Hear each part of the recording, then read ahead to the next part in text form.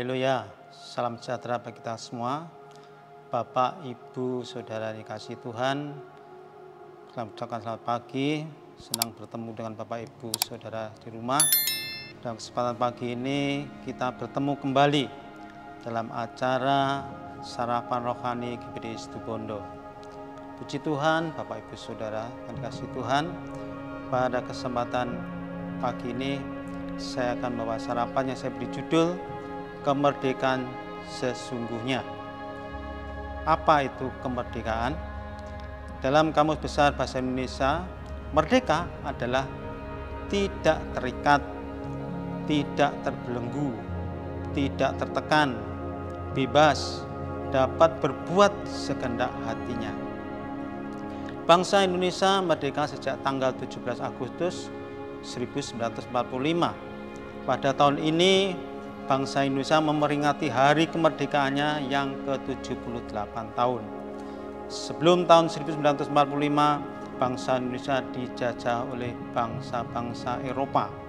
Bangsa yang paling lama menjajah Indonesia adalah bangsa Belanda, kurang lebih 350 tahun. Sebagai negara terjajah sesuai dengan sejarah, banyak penderitaan yang dialami oleh bangsa Indonesia. Bangsa Indonesia terbelenggu, bangsa Indonesia tertekan, tidak bebas, hidup dalam keadaan menderita dan hidup dalam keadaan kebodohan. Saudara dikasih oleh Tuhan Yesus, oleh karena itu bangsa Indonesia menginginkan suatu kemerdekaan. Indonesia pengen bebas, pengen menentukan hidupnya bagi negara Indonesia ini. Maka Indonesia bersama dengan para pahlawan, dengan para pejuang kemerdekaan ingin merebut kemerdekaan itu dengan cara berperang. Tentu dalam berperang banyak makan korban, sudah banyak korban para pahlawan, para pejuang Indonesia yang gugur atau mati untuk merebut kemerdekaan. Akhirnya pada tanggal 17 Agustus 1945 bangsa Indonesia bisa memproklamasikan kemerdekaannya. Bangsa Indonesia memperoleh kemerdekaan dengan mengorbankan darah dan nyawa para pejuang dan para pahlawan pembela bangsa. Bagaimana menurut Alkitab, saudara? Demikian juga Tuhan Yesus untuk memerdekakan hidup kita dari dosa, kutuk, dan maut. Yesus mengorbankan dirinya dengan darah dan nyawanya sendiri agar kita dapat diselamatkan. Tuhan Yesus sudah mengorbankan saudara dan saya melalui pengorbanannya di kayu salib. Apa tujuan Yesus mau berkorban untuk saudara dan saya? Mari kita sama-sama kita buka dalam Alkitab kita dalam Galatia 5 ayat 1. Supaya kita sungguh-sungguh merdeka. Kristus telah memerdekakan kita, karena itu berdirilah teguh dan jangan mau lagi dikenakan kuk perhambaan. Saudara yang kasih oleh Tuhan Yesus, apa kemerdekaan yang kita alami, kita peroleh dalam Kristus. Setelah Yesus mengorbankan dirinya di kayu salib, ada 3 hal yang kita peroleh, yang kita alami dalam kita merdeka dalam Kristus. 1. Kemerdekaan dari dosa.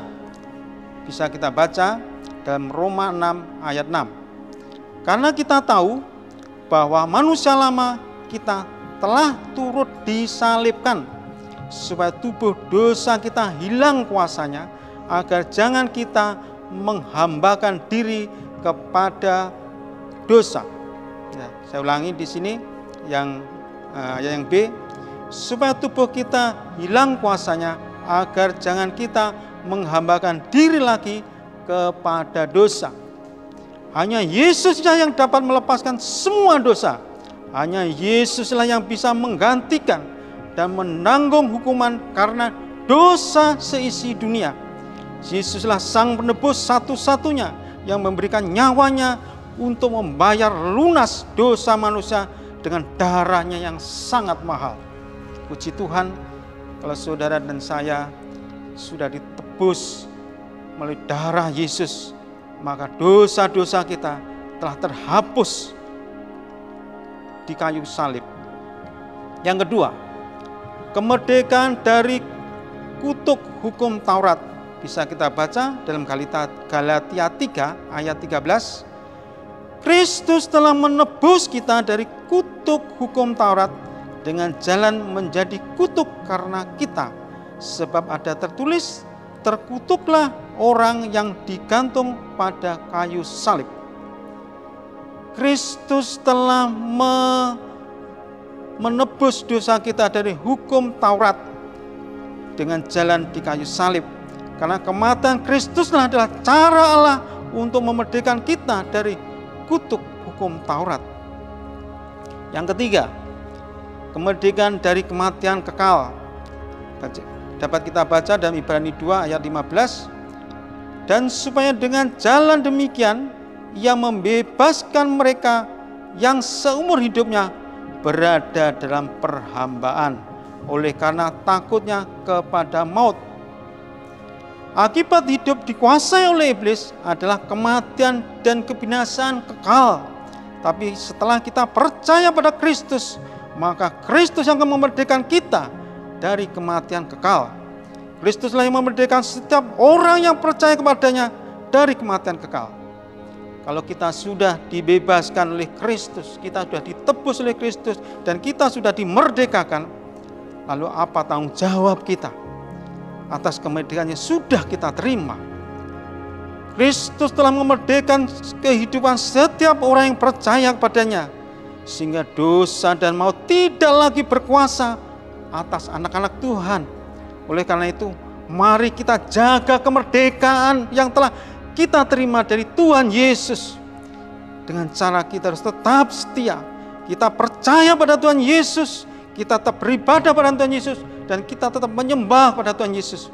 Maka kemerdekaan yang Tuhan sudah berikan pada kita, maka kemerdekaan itu adalah menjadi milik kita selama-lamanya. Mari kita miliki kemerdekaannya sesungguhnya.